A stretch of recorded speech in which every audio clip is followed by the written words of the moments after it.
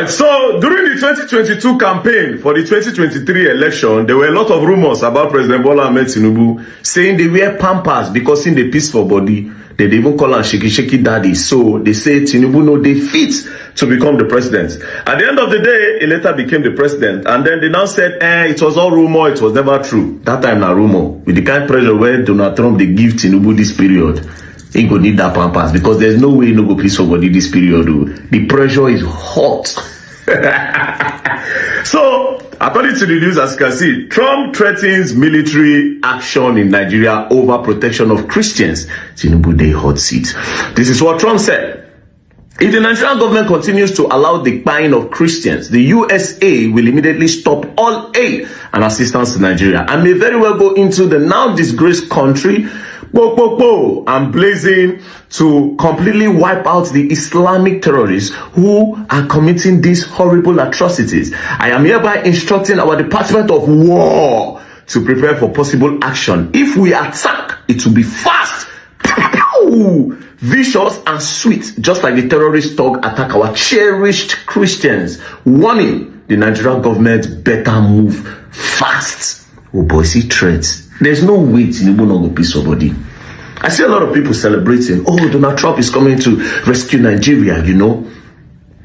But at the end of the day, it's his aim actually to protect the Christians. Because whether you like it or not, this whole thing is a game of interests.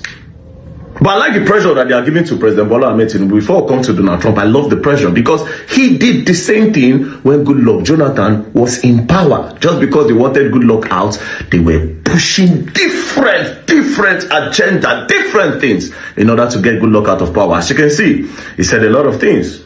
Number one, let's look at the first one. So this is what President Bola Ahmed Tinubu said. He said, the buying of Christians worshippers is strongly condemnable. It calls to question competence of Jonathan to protect Nigeria. An attack to Jonathan using the Christians, right? He also made a lot of tweets to target Jonathan and to target his regime, right? He said, on the matter of security, the buck stop at the president's table. Like in other countries, Jonathan is the chief security officer. Stop Boko Haram. He also made this tweet, a military and police force assembled and paid by the Jonathan government, and PDP cannot serve national interests but their paymasters. He also said the sheer number of unemployed youths who turned out for job at NIS and the tragic buy in the albatross on the neck of Jonathan's government. The Kano attack is a sad reminder that we live in an unsafe country. It's a wake-up call for the Jonathan government. We must confront terrorism. So the same thing now, they put Jonathan for hot seat, and at the end of the day, all this tweet was made in 2014. Then in 2015, Jonathan was kicked out of power. Then APC came into power. So this pressure, whether they give her a like her. But now let's come to Donald Trump.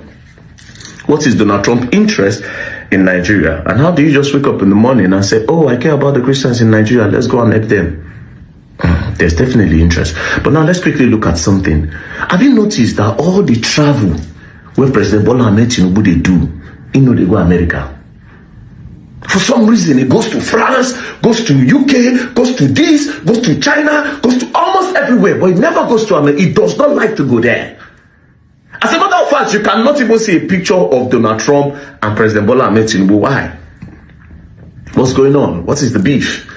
What is going on with Americans, with the American government and Nigerian government? It don't seem to be... Do you understand? Now, but if you go back, you see that Buhari and Donald Trump gets something. But before Buhari and Donald Trump start to get something, something happened. Now, the first visit Buhari made to Donald Trump was on the 30th of April 2018. Meanwhile, Donald Trump became the president in 2017. Now, in that 2017, after he became the president, he made some statements. Now, as you can see, let's start with the visit. On the 30th of April 2018, former President Muhammadu Buhari visited the White House. At the time, Buhari was the first sub-Saharan head of state to visit American President Donald Trump at the White House since he took office in 2017. So he took office in 2017. In 2018, Buhari went to go and see him. But before Buhari went to go and see him, the meeting happened a few months after Trump allegedly made derogatory remarks about African countries. At the press conference, Buhari at the press conference, Buhari responded cautiously to the question about Trump's remark. So Donald Trump said some things. Then they were not asking Buhari that, but Donald Trump said these things. Do you understand? Alpha. But Buhari was very cautious and he didn't really say anything. Now, what did Donald Trump say about African countries? He referred to Haiti, an African nation, as shithole country. Around January 2018, he referred to African countries as shithole countries, right?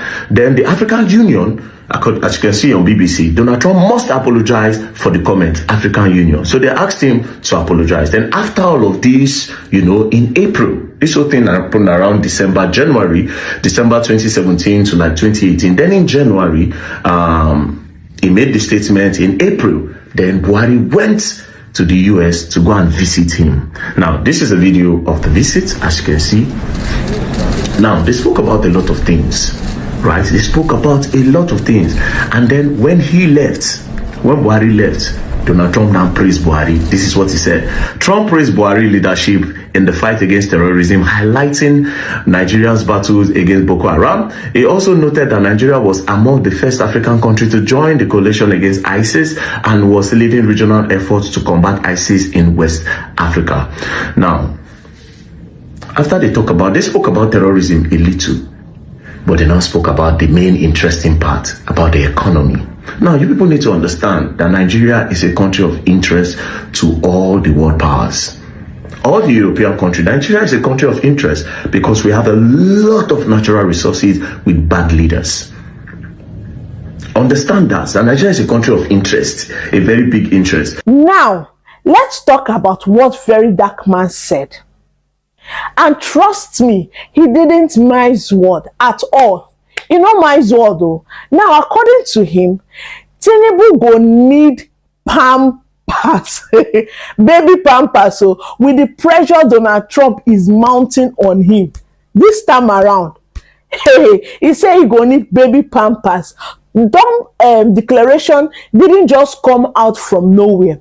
For months there have been disturbing videos of Christians being killed, and the Nigerian government has they've remained silent. The world is watching, and Trump has made it clear that the United States can't just fold its arms anymore.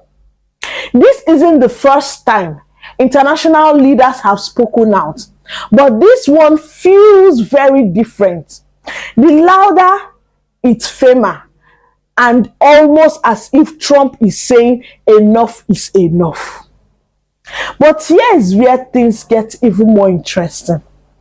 Why Trump and the US Congress are raising alarm?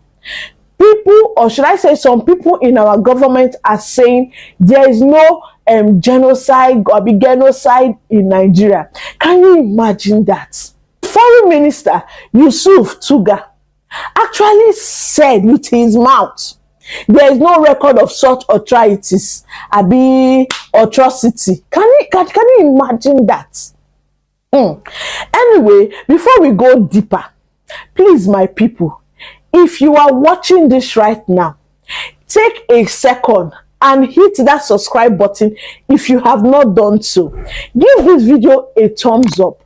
Share your thoughts in the comment section, because the conversation like this needs to reach as many Nigerians as possible. I'll play a video clip now of Odumeje's outburst on pastors keeping silent. He said a lot that he doesn't know why so many pastors are keeping silent. Let me not talk too much. I'll play that video clip where he said all of this, and we'll be right back. The Christian of these days are Christians that are living in fear. That is why when you say, let's talk about the bad government, you see a pastor say, my hand no dead here. Amen. You see somebody like Adeboye, Oyedebo, they cannot talk. That is mean these people are just for business. As far as the altar is concerned in the Bible, it is the men of God that confronted the leaders. It is men of God that reset the leader that is out of track. In the time of Elijah, it is Elijah that closed the bad government of Ahab in Israel. But today, because we have sold our conscience to materialism, and we shall be watching the bad government glowing like where they are growing farm.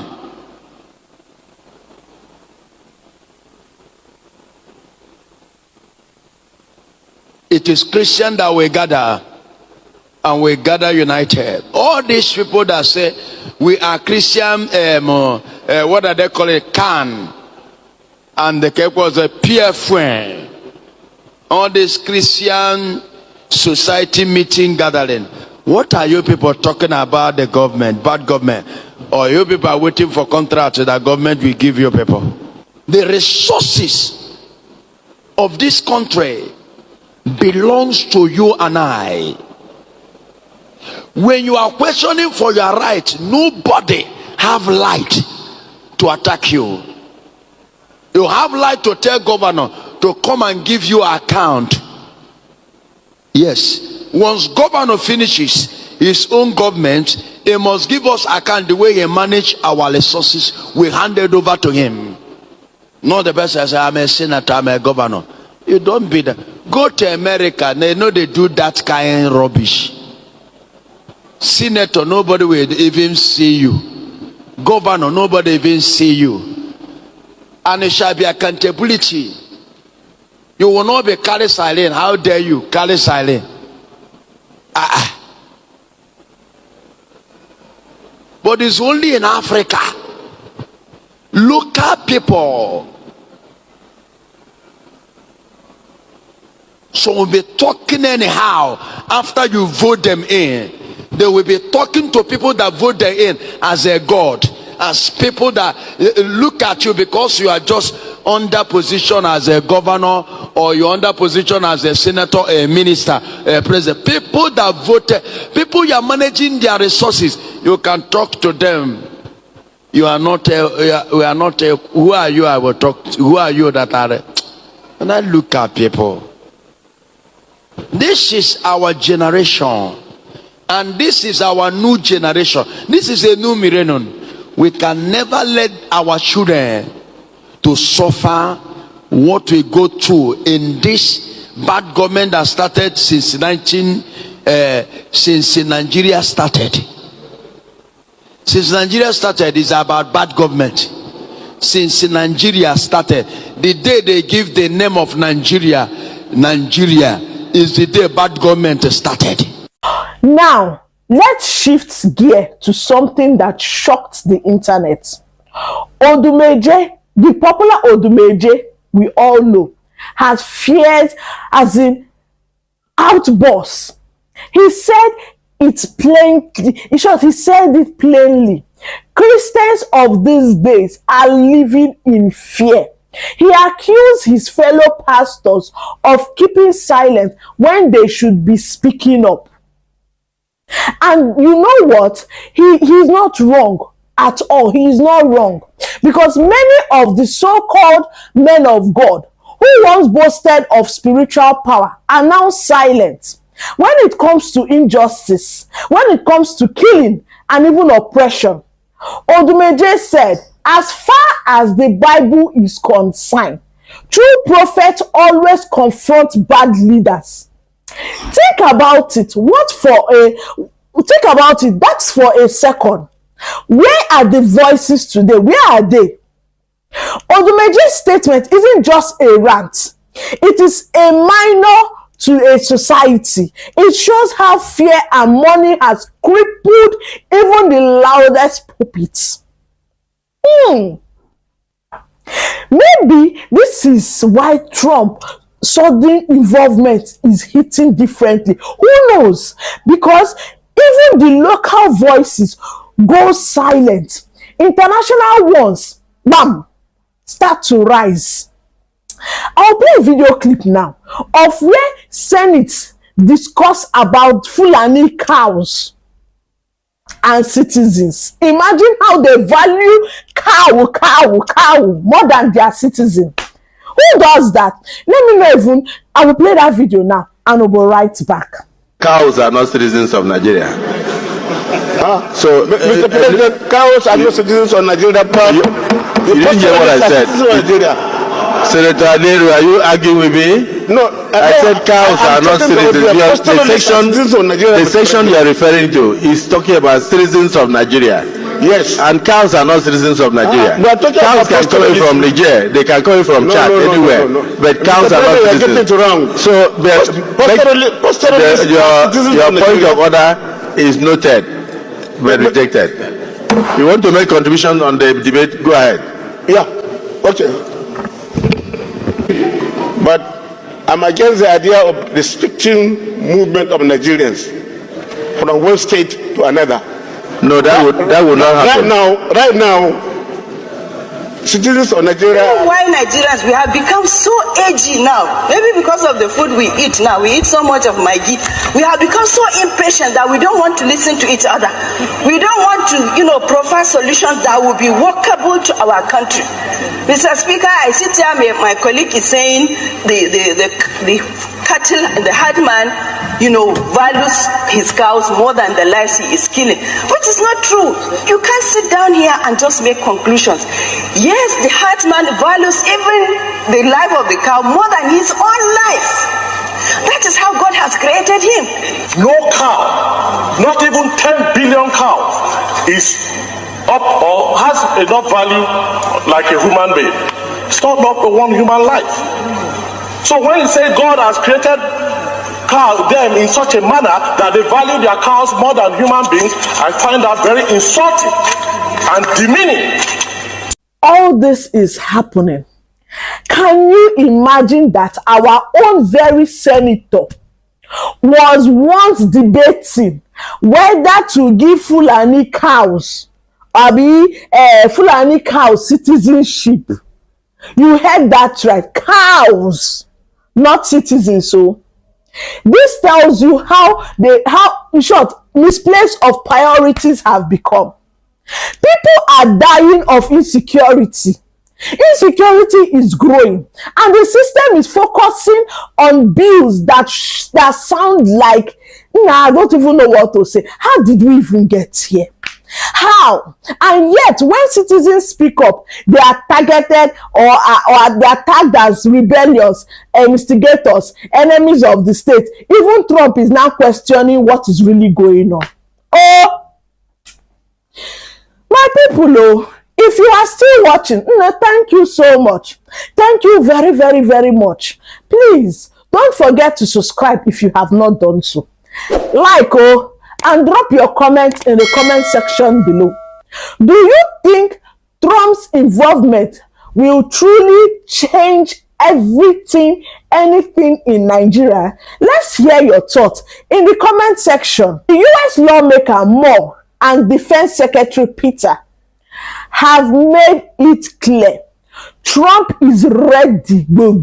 Hey, Trump is ready to take action. Hey, that's goes. He is ready. This one, in short, he is ready to give it anyhow. He is ready.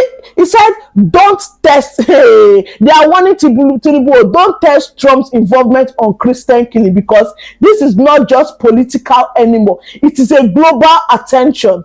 Focus on Nigeria human rights record. And whether our leaders like it or not, the days of silence are numbered. When a superpower starts naming names, you know something big is brewing. But then again, we ask, why now? Is Trump doing this out of genuine concern for Nigeria? Or is this another geopolitical strategy to extend influence in Africa? Whatever the motion is, the message is clear and the world is watching. From Odumeje's cry for courage to very dark man's blunt truths and now Trump's bold warning.